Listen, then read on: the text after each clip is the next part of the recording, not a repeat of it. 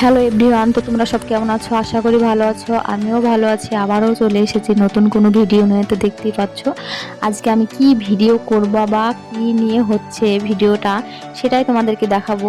সেটা হচ্ছে আমি আজ সকালে উঠে কি রান্না করব সেটাই দেখানোর আছে।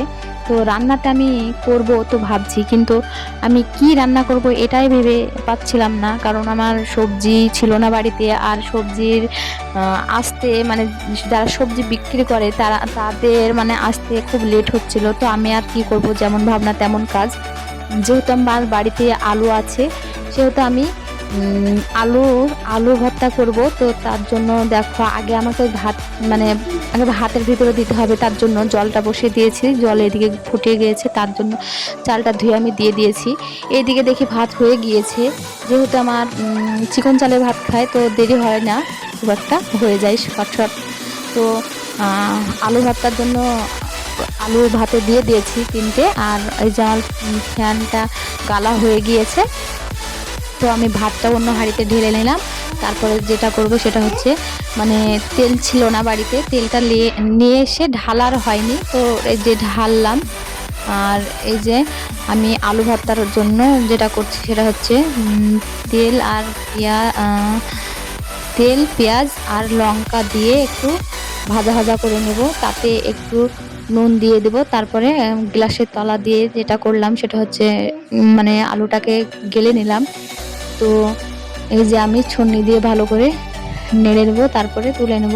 তো আমার আলু ভর্তা হয়ে গিয়েছে। আমার আমার বর আবার এটা খেতে খুব ভালোবাসে, মানে এই তেলের পুরে আলু ভর্তাটা।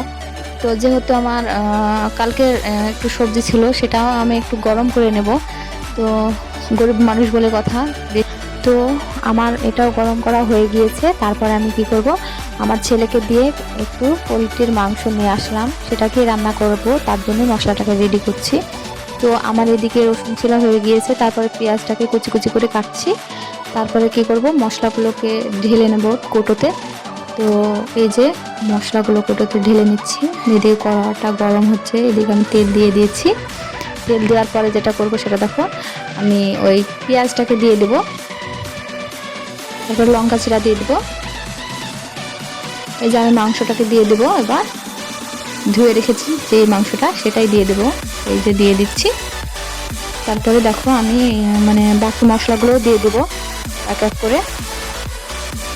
ফার্স্টে যেটা দেবো সেটা হচ্ছে নুন, স্বাদ মতো নুন দিয়ে দেবো আমি। এই যে আর লঙ্কা গুঁড়ো, তারপরে দেবো হলুদ গুঁড়ো,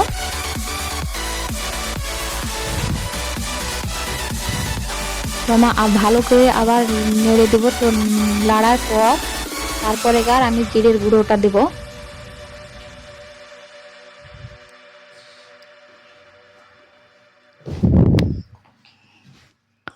তো ভালো করে নেড়ে নিয়েছি। আর এই যে আমি জিরের গুঁড়োটা দিয়ে দিয়েছি। তারপরে যেটা করছি সেটা হচ্ছে আমার মশলা মানে মাংসটাকে ভালো করে কষানো হয়ে গিয়েছে। যেহেতু আমার মাংসটা কষানো হয়ে গিয়েছে, তেল ছেড়ে দিয়েছে, তো আমি জলটা দিয়ে দেবো। আর পরিমাণ মতো আমি যেটুকু রাখার মতো সেইটুকু রাখবো, মানে মাখা মাখা একটা, যেটা গাঢ় গ্রেভি বলে। তো আমি বেশি রাখবো না, জল রাখবো না, মেরে ফেলবো। এই যে আমার মাংসটা হতে থাক। এদিকে আমি মশলাটা বেটে নিয়েছিলাম, মানে মাংস হওয়ার কিছুক্ষণ আগে মানে আমি মশলাটা দিয়ে দেব। তো মাংসের কালারটা দেখে বলো তোমরা কেমন হয়েছে আমার মাংসটা। খেতে তো অসাধারণ হয়েছিল। তো কি বলবো, আমার আমার হয়তো তোমরা বলবা যে নিজের জিনিস কেউ খারাপ বলে না। সত্যি মাংসটা খুব সুন্দর হয়েছিল খেতে। আর বেশ মানে কি বলবো, মুখে লেগে থাকার মতনই মাংসর ইয়েটা হয়েছিল মাংসটা। তো তোমাদের যদি ভালো লেগে থাকে তো একটা কমেন্ট করবে, শেয়ার করবে, লাইক করবে। তো আমার চ্যানেলটাকে সাবস্ক্রাইব করবে, বেল আইকনটি বাজিয়ে পাশে থাকবে। আর তোমরা যদি উৎসাহ না দাও তাহলে আমি কি করে ভিডিও বানাবো তোমাদের জন্য বলো। তো আবারও দেখা হচ্ছে নেক্সট ভিডিওতে। তো এখন টাটা।